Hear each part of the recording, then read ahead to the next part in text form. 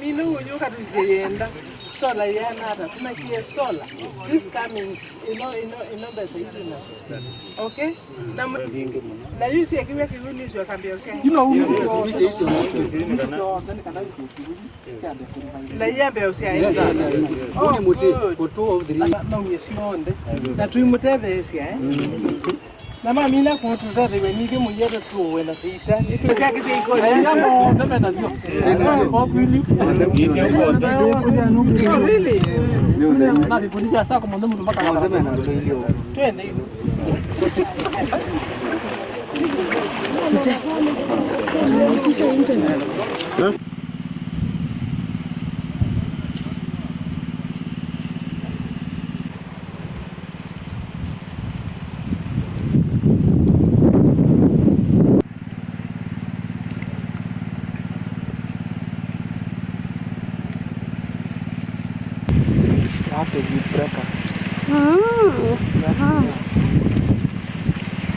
Hii pilipili ambayo niko naye kwa mikono. Hii ndio pilipili ile tunatumia kule sokoni. Sisi hatujui kama hii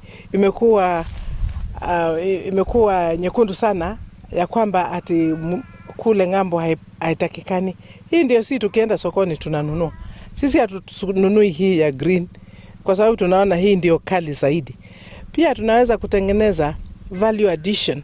Tuitengeneze na tuweke kwa mikepe, tuiweke kwa michupa na tuweke kwa markets zetu.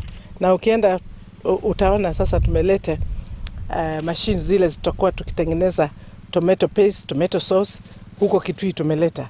Na tuko na technical people ambayo wanatusaidia ambao wako na ujuzi wa kutengeneza hii vitu. Kwa hivyo kwangu ni kujua na tutumie pesa ile tuko naye ya serikali ya kaunti tusaidie hawa wanafanya kazi nzuri kama hii. Na niko na furaha sana kujionea mwenyewe.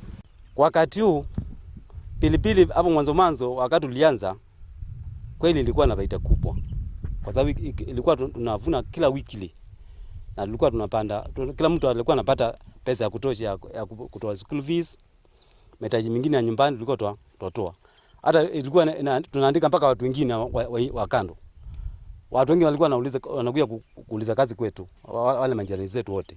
Walikuwa hizi kwenda mbali mpaka Mwingi. Sasa sisi tulikuwa kama matajiri wao.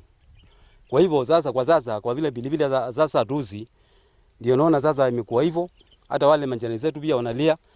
Kwa hivyo tulikuwa tunaomba serikali kwa sababu tunasaidia mpaka watu wa nje na watu tu support kama kupitia kutupatia kama customers. Utavutia customers ili tuweze kuwa tunauza bila kuharibikia kwa shamba. Kwa hiyo ukiangalia pilipili mingi imeharibiwa, sio pilipili peke yake, hata tomato hatuna mahali pa kuuza. Kuanzia mwezi wa 3 mwaka huu soko imevungua. Tulikuwa tunapanda kwa wingi sana pilipili zetu, tulikuwa tunatuma ng'ambo kupitia kwa kampuni inaitwa Runa. Kuanzia mwezi wa 3 hatujui ni nini imetendeka. Hiyo soko imerudi chini sana na mimea yetu ya pilipili imeharibikia kwa mashamba.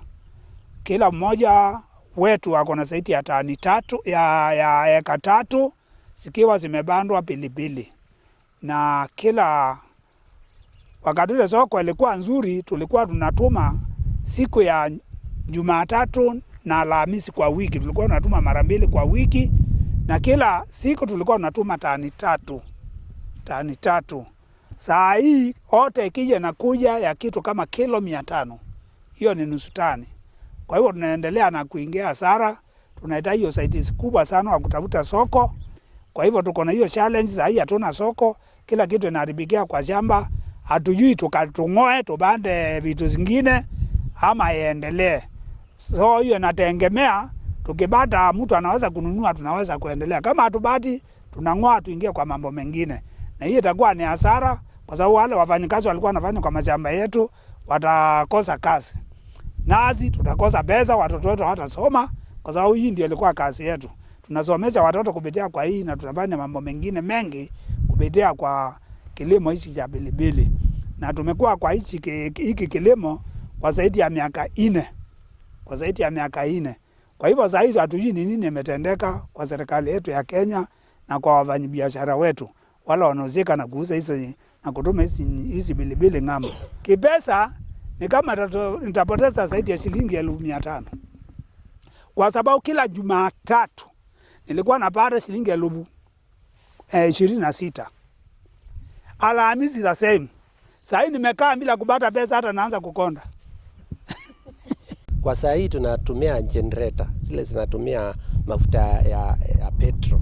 Saa hii mafuta imepanda zaidi. Hata ukilima pengine kama eka zangu 3 ni kilima badala ya miezi 3 huwa nimetumia mafuta mingi sana na ni pesa mingi, karibu shilingi 1500 hivi. Si 1500, 50,000. Kwa hiyo tunaona pia naye mafuta imeenda juu sana. Kama tungepata vitu vingine za kusaidia kama pambu za sola, hiyo inaweza saidia mkulima. Kwa saa hii niko na mashida ya shule kwa sababu sijauza pilipili. Siko kwa shamba na sina mimea ingine. Ile mimea ingine nimeondoa kabisa kwa sababu pilipili ilikuwa ikienda kwa wiki mara 2. Saa hii hakuna mahali ninauza.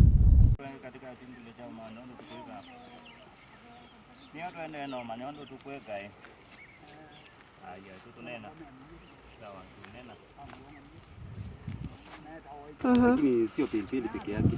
Oh, umechanganya. Hata kuna miwa, kuna ndizi.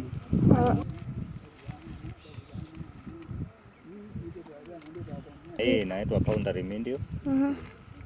Ingine ni thrips. Thrips inakuwa sana.